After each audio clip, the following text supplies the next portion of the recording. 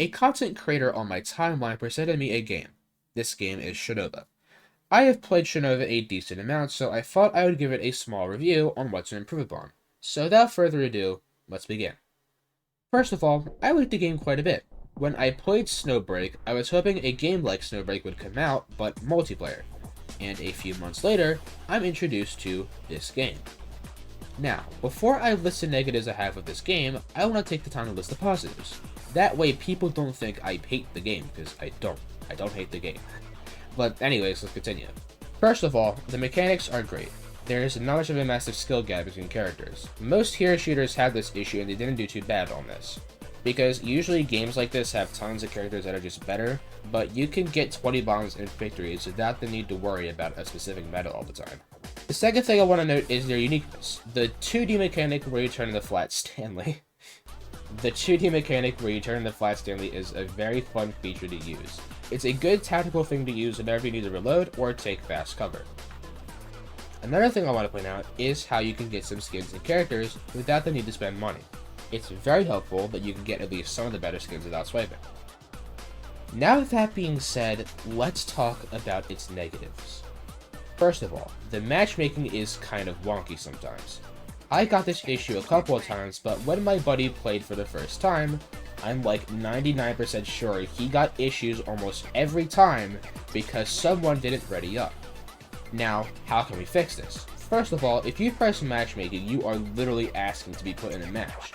So it should automatically have you ready the second you enter the queue, instead of waiting for some dude to finish taking a million years to finish beating his meat to one of the fucking characters. Another thing I have to critique is the free-to-play friendliness. Now, look, I get it. We need to make money, but I think it's just a tad bit much that the free currency, which also is used to buy the characters that are locked, requires more than 5 times the price of swiping to obtain these characters.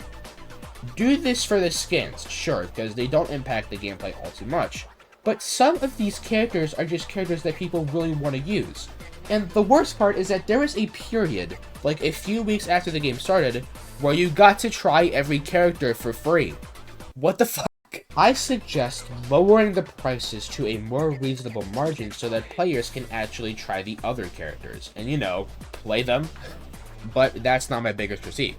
The biggest critique I have most of all has to be the game modes. First of all, the spawn system in Team Deathmatch is absolute garbage.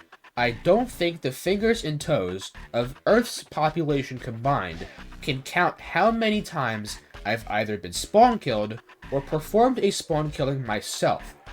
If you're going to have a game like that, you either gotta make bigger maps or add some type of balance that lets you live for more than 10 seconds off the spawn. Well, not like immunity, but like, you know, you should be able to survive for more than 10 seconds when you spawn in. No one should be right there waiting to wallbang you or something like that. That's fucking stupid. Secondly, Team Arena has to be the worst game mode I have ever played in a shooter game. Now, hear me out, please. Every game has its meta, especially gacha games. It's something that most gacha players expect to happen. But in this type of game where you compete against actual players, it's ridiculous. I had a problem like this in a game I recently played called X Defiant. It had a great concept to it, but certain characters with certain weapons on certain maps eventually led to the game announcing end of service in June of 2025. The meta in this game mode is snipers, and if you don't use snipers, you die. But if you're not skilled with snipers and you use the snipers, you also die. Are we starting to see the issue here? Like, modes like Bomb Diffusion or Escort have a higher skill and strategy aspect. You're not just going to choose a character and automatically win. It depends on how your team decides to fuck the other team in the ass, and if you can't, you lose. I think that's a fair time way to play a game like this. But I think this should be everything I gathered about the game, so how about I give you guys a small reflection on why I spoke about these issues. Now, as we all know, a new game came out recently called Marvel Rivals. I played it myself, it's pretty damn good.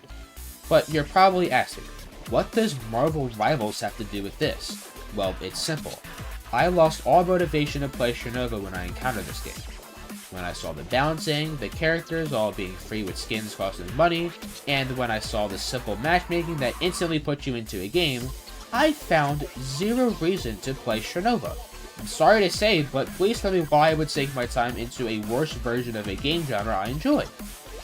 I feel that if Shinova fixes these issues and uses their first update as a way of learning and improving upon their game, then they won't end of service like XDefiant did. All they have to do is be open to their community and what they have to say, and I feel like if they do that, it could truly bring more people to play the game. But yeah, that's about it for today's video. If you enjoyed, please be sure to like the video and subscribe for more gacha gaming content. Comment down below what you want to see next and check out my community tab and Discord for updates on upcoming videos. Be sure to also check out my Twitter. I shitpost, reply to my favorite creators, and some dumbasses to check that as well. And with that, I will see you guys in the next one. Bye bye.